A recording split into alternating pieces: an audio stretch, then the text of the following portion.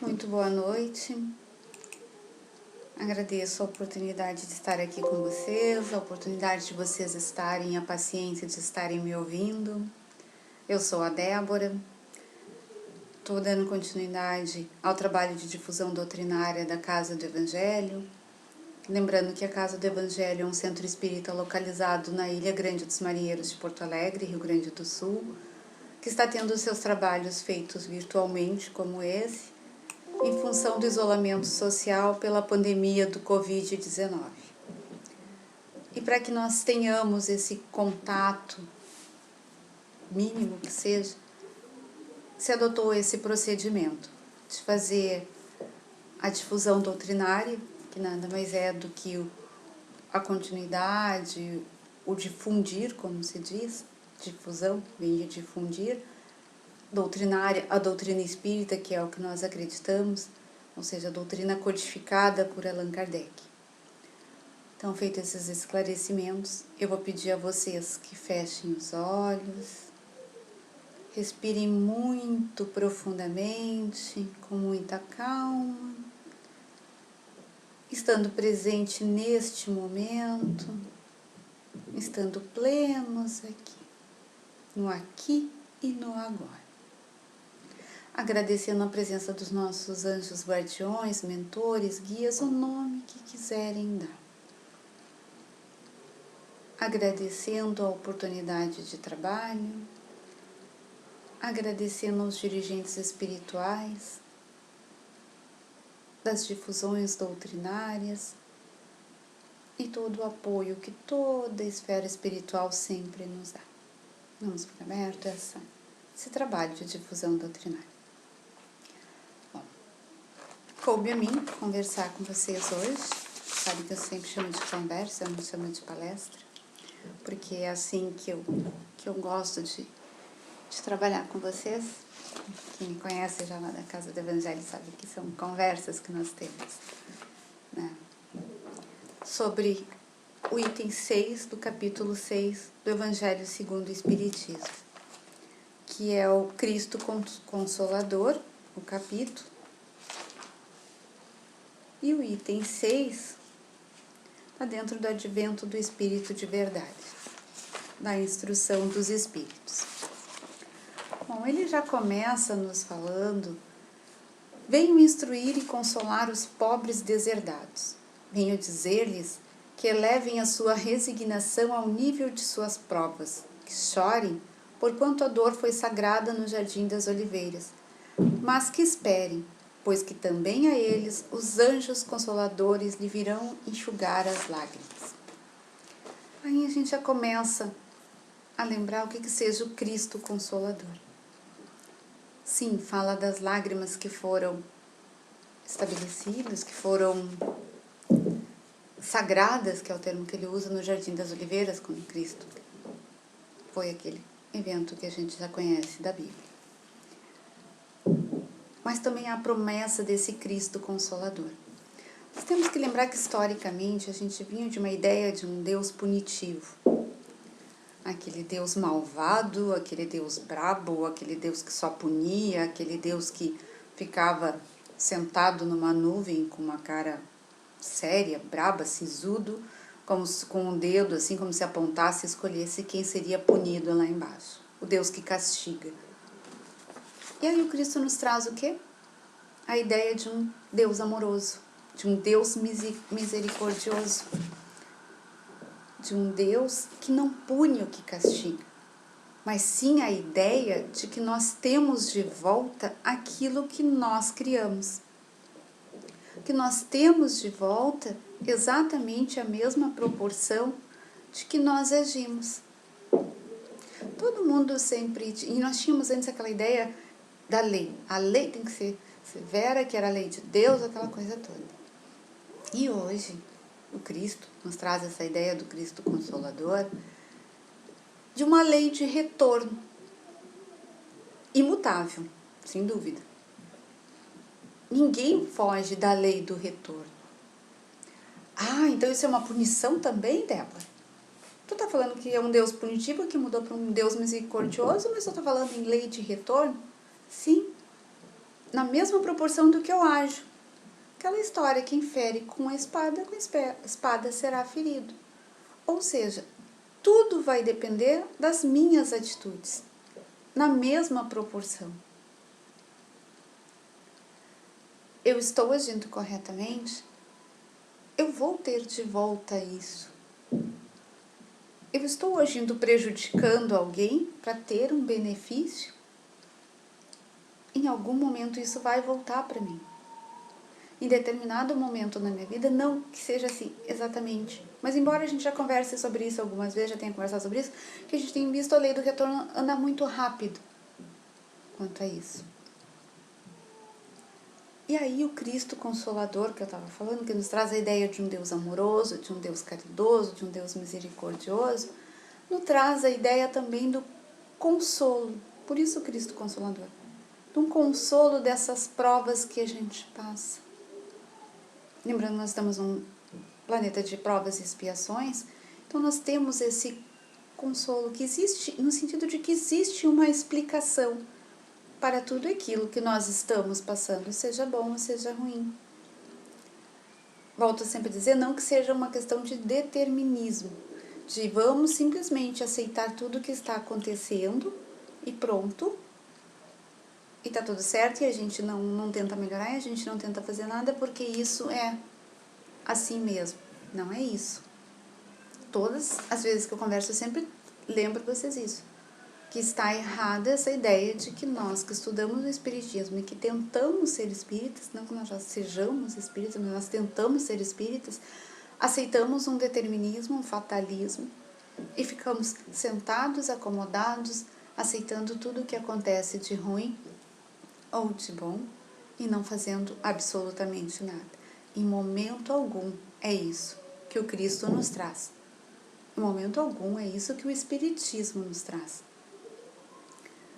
Aí ele nos fala ali no início nos pobres e deserdados, que nós auxiliemos, começa a primeira frase já dizendo, vem instruir e consolar os pobres deserdados. Aí nos dá essa ideia de que existe uns que são deserdados e uns que são bem-aventurados, uns que têm sorte. Não é isso. E a gente traz essa base lá do livro da Gênesis, o outro livro também, que é uma obra básica, do Allan Kardec, também feito pelo Allan Kardec, que fala sobre os milagres e as previsões segundo o Espiritismo. No capítulo 1, item 30, ele diz assim, sabe que não há criaturas deserdadas, nem mais favorecidas umas do que as outras, que Deus a nenhum criou privilegiados e dispensadas do trabalho, imposto às outras para progredir, que não há seres perpetuamente voltados ao mal e ao sofrimento, que os que se designam pelo nome de demônios são espíritos ainda atrasados e imperfeitos, que praticam o mal no espaço, como praticavam na terra, mas que se adiantarão e aperfeiçoarão. Que os anjos ou espíritos puros não são seres à parte na criação, mas espíritos que chegaram à meta, depois de terem percorrido a estrada do progresso, que por essa forma não há criações múltiplas nem diferentes categorias entre os seres inteligentes, mas que toda a criação deriva da grande lei da unidade que rege o universo, e que todos os seres gravitam para um fim comum que é a perfeição. Já paramos por aqui. Nós temos o hábito de julgar. Isso é mal, isso é bom. O eterno dualismo. Ou está certo, ou está errado. Isso está errado? Não, não está errado isso. É a forma que hoje nós conseguimos ver o mundo. Só que esse trecho que eu li mais longuinho, deu a permissão de ler para vocês da Gênese, nos deixa muito claro que nem os demônios, que nós chamamos de demônios, que são os espíritos ruins, no sentido de que eles tomam atitudes que são prejudiciais, e nem os anjos, que são os bonzinhos, que a gente sempre conhece esses dois lados, os bonzinhos e os mauzinhos, digamos assim, como se diz para criança, tem um anjinho bom e um anjinho ruim.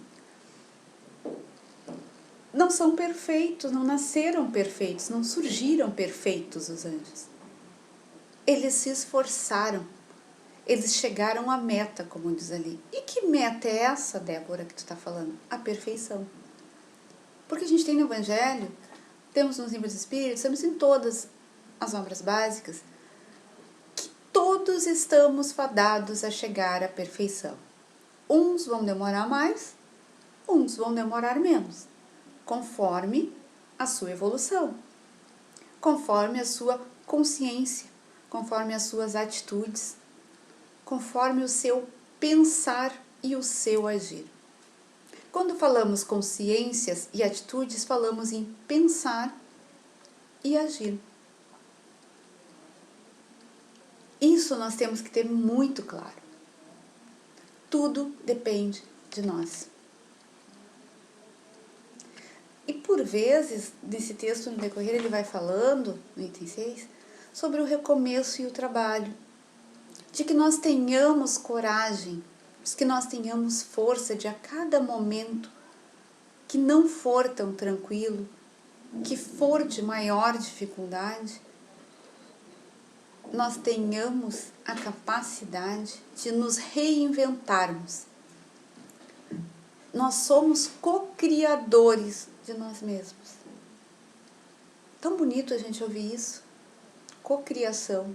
E o que quer dizer isso? Sim, eu já estou criada, eu fui criada por Deus, mas eu sou uma co-criadora. Eu estou co-criando, cooperando com a criação. Estou junto com a criação. E aí, aquilo que eu falei lá na prece no início. Os nossos seres de luz, nossos mentores, nossos guias que nos auxiliam, mas que respeitam o nosso livre-arbítrio. Não nos impõem nada.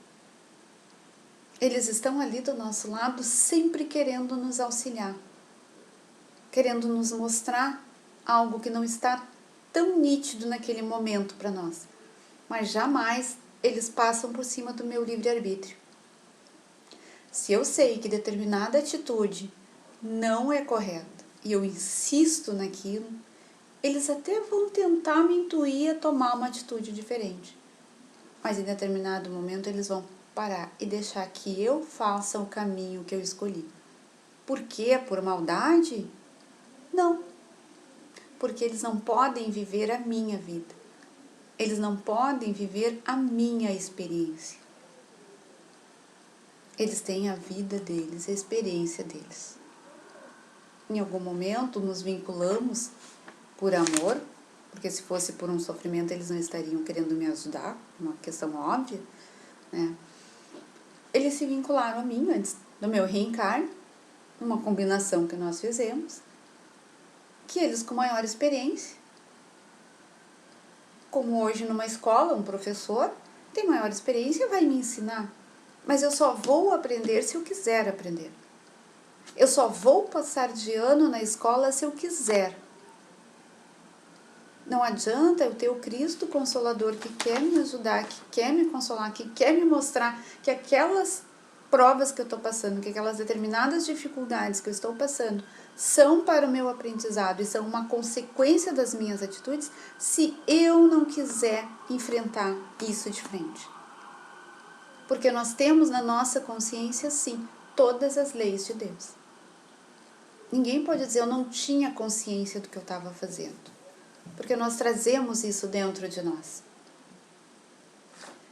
E aí, quando ele fala em recomeço e trabalho, e também eu li da Gênesis ali para vocês, e li o início do capítulo, do item que eu estou comentando do capítulo 6, fala que nós nascemos todos simples e ignorantes, todos com as mesmas chances. Aí vamos dizer, não, Débora, tu tá errada. O fulano tem uma baita de uma casa, tem uma baita de um carro, teve todas as condições desde o nascimento, e eu nasci aqui, na pobreza total, na miséria total, não tive absolutamente nada. E tu tá dizendo que eu tive as mesmas condições. Sim, o que não quer dizer as mesmas condições materiais. Mas eu tenho as mesmas condições de evolução. Dentro do que eu já falei desde o início, da minha consciência, do meu momento consciencial, do meu momento evolutivo. Lembrando que nós temos uma vida de continuidade. Não termina a minha vida de Débora agora, eu desencarno, vou para a reticidade, e quando eu voltar, se eu voltar mulher de novo, volto com o nome de Ana, e a Ana tem toda uma história nova, completamente nova, esquecendo tudo que viveu como Débora. Sim, esquecimento dos fatos, sim, isso acontecerá. Mas a vida dessa Ana, que seria a minha reencarnação, vamos dizer que eu vou me chamar de Ana na próxima encarnação, é uma continuidade da minha. É uma continuidade do que eu fiz enquanto encarnada, enquanto Débora, do que eu fiz enquanto desencarnada no mundo espiritual e quando eu volto com Ana. Não é estanque, terminou aqui, pronto, começa uma vida nova. Não. É uma continuidade. Então, tudo que eu adquiri agora, como Débora, eu vou levar comigo. E o que eu adquiri de ensinamentos, o que eu adquiri de aprendizagem, o que eu adquiri de sentimentos, o que eu adquiri de afetos e o que eu adquiri de desafetos. Tudo isso vai comigo e vai continuar pertencendo. Não existe involução. Eu não perco o que eu já aprendi. Eu posso estacionar, se for a minha vontade. Eu resolvi que eu estacionei, eu parei aqui e daqui eu não vou sair. A minha evolução vai até aqui e daqui em diante ninguém vai me tirar do lugar. Ok, é um direito que eu tenho. Sem problemas. Mas eu não perco tudo que eu já tive. Então, esse deserdados, a gente tem que lembrar que é momentâneo. Esses pobres deserdados que eles falam aqui. E outra coisa que ele fala mais adiante, no item 6, o espírito de verdade, ele que eu digo que eu me refiro ao espírito de verdade, porque no espírito de verdade esse item, sobre carregar o fardo e ajudar. Que todos nós podemos auxiliar de alguma forma. Todos nós temos os nossos fardos para carregar. Pobres, ricos, miseráveis, milionários, qualquer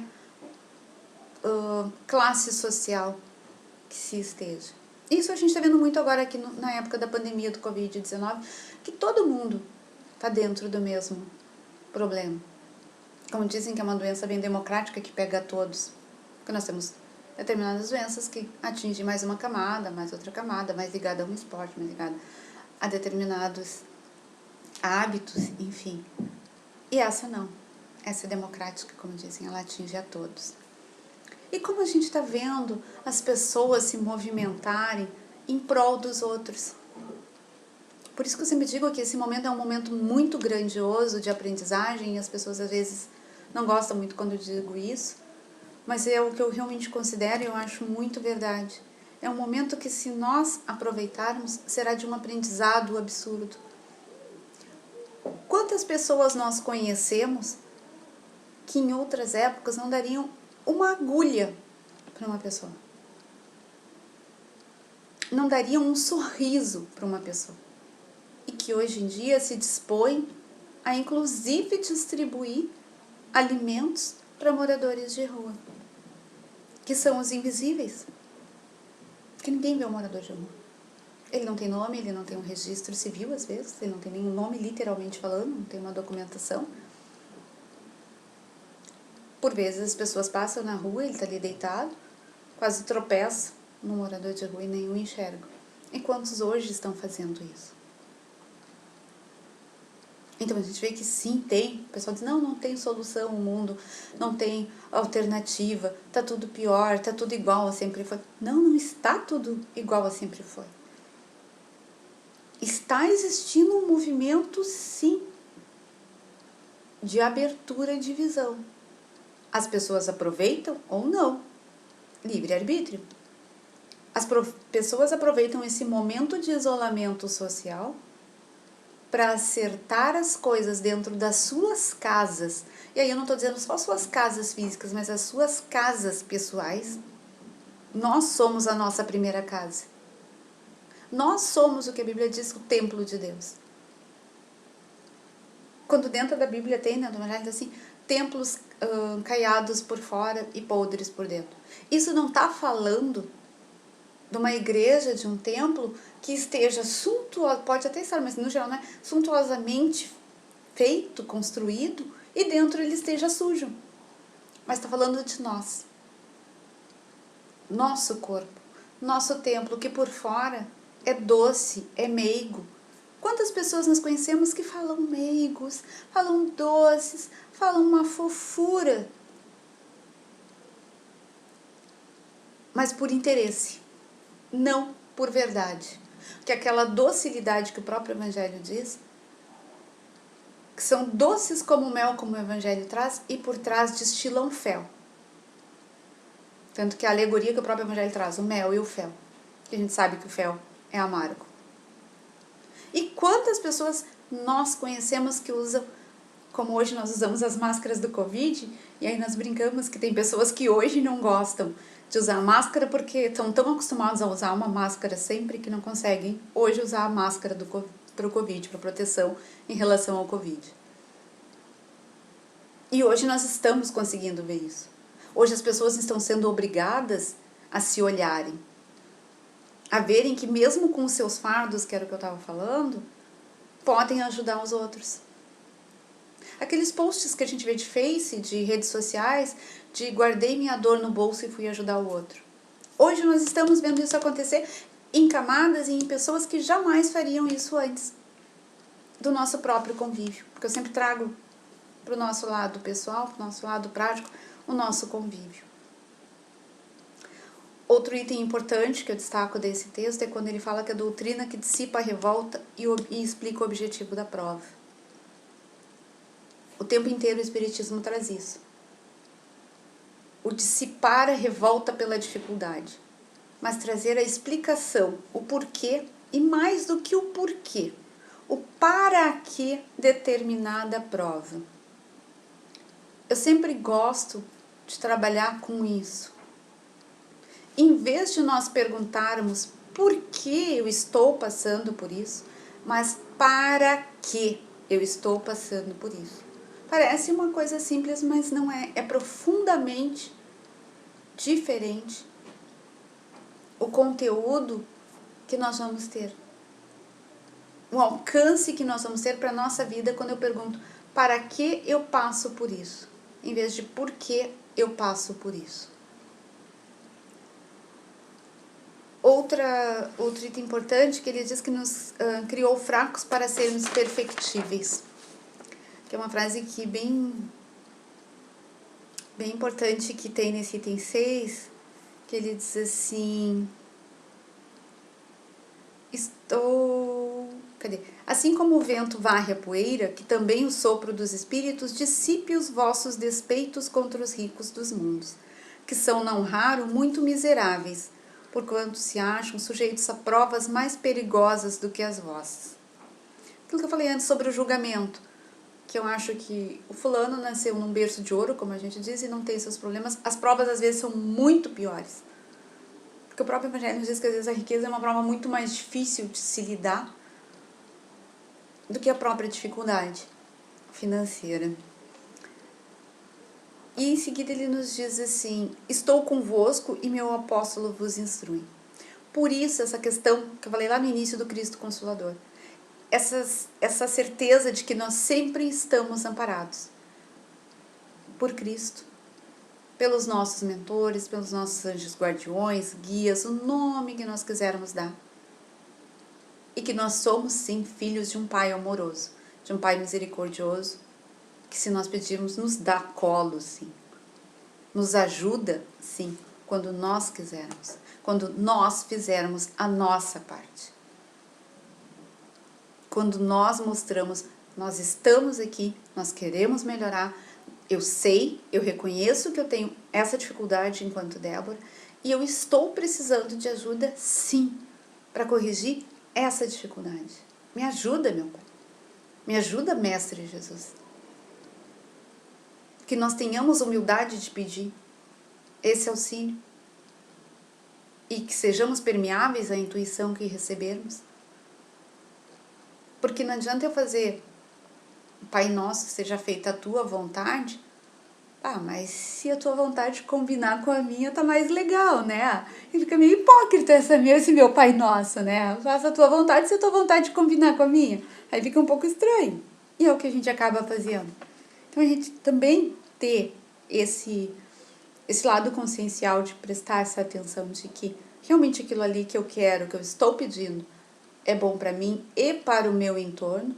A minha atitude está tendo uma repercussão positiva em mim e no meu entorno. Quando eu for falar algo para alguém, seja meu parente, seja meu relacionamento social, seja meu relacionamento profissional, como essa pessoa vai receber isso? Que impacto isso vai gerar? Isso vai ser bom? Ou eu estou causando um dano, um prejuízo, uma mágoa, abrindo uma ferida nessa pessoa? Parece tão simples, né? Mas a gente nunca lembra de fazer isso. Principalmente se a gente está numa discussão. Até porque você sabe que eu sempre brinco que hoje eu sou uma pavio curto, antes eu era uma sem pavio. Então, isso eu falo porque é um aprendizado para mim também nesse momento. E aí ele chega no finalzinho e diz assim, que eu até marquei aqui para ler: bebei na fonte viva do amor e preparativos, cativos da vida, e lançar-vos um dia livres e alegres no seio daquele, falando sobre Deus, que vos criou fracos para vos tornar perfectíveis, e que quer que modeleis vós mesmos a vossa maleável argila, a fim de serdes os artífices da vossa imortalidade.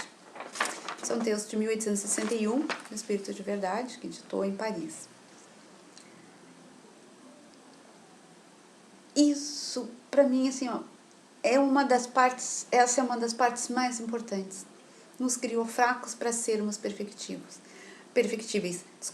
que todos fomos criados com as mesmas condições, que nós todos não nascemos privilegiados. Nós não podemos dimensionar a dificuldade que cada um de nós tem, porque nós não estamos vivendo a história daquelas pessoas. Nós não conhecemos a história daquelas pessoas. Débora, eu conheço a tua história, eu convivo contigo há 5, 6 anos. Eu te conheço desde bebezinho, eu conheço a tua história. Não, tu conhece um fragmento da minha vida. Lembrando que nós somos imortais. Eu não me lembro, eu não conheço, digamos assim, hoje, a minha encarnação anterior. E muito menos 2, 3 anteriores. Como é que alguém vai querer dizer que me conhece? Eu não me conheço. Mas Deus quer o quê? Que nós mesmos modelemos a nossa argila. Que nós mesmos sejamos artífices da nossa imortalidade. O que quer dizer com isso?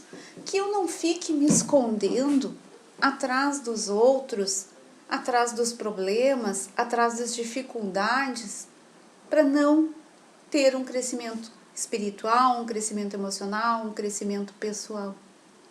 Que eu não use situações e pessoas do meu entorno como um escudo para não ter atitudes corretas, para não evoluir, para ficar na zona de conforto.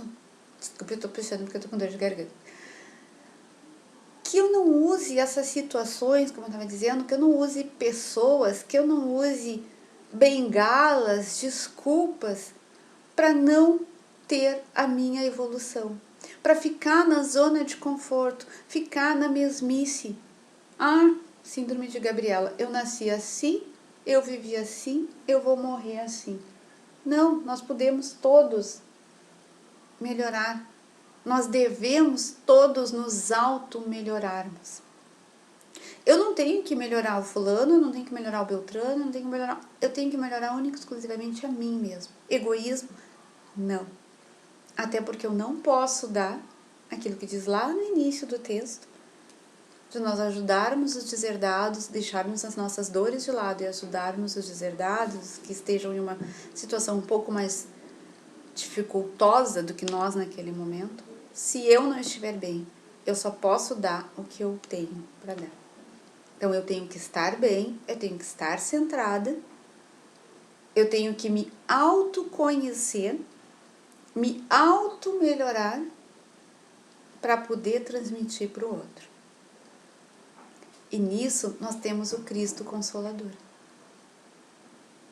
Nisso nós temos o apoio de Cristo, o apoio do Espiritismo, o apoio de toda essa doutrina que nos mostra que Deus e Cristo vêm nos abraçar, vêm nos consolar, vêm nos mostrar que as nossas provas existe uma finalidade e que foi por nós escolhidas.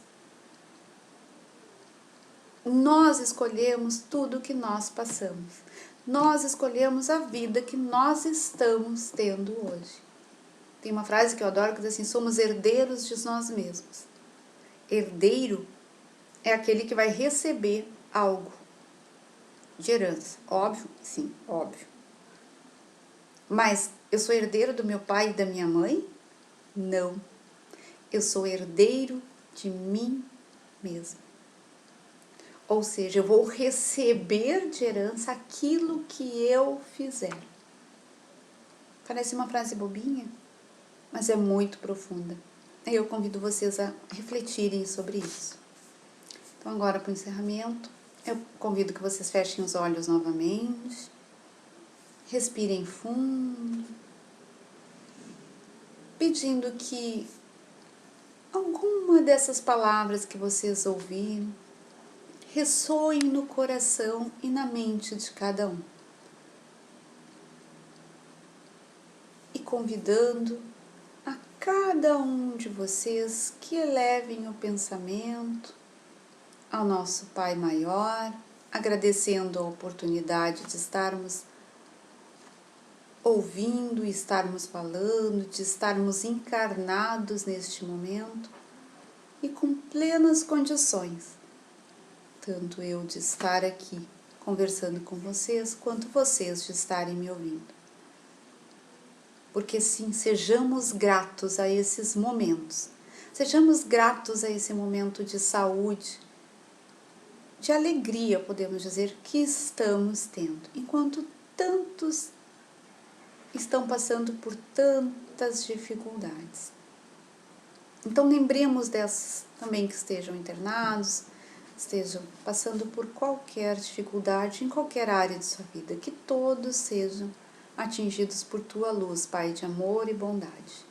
Que assim seja.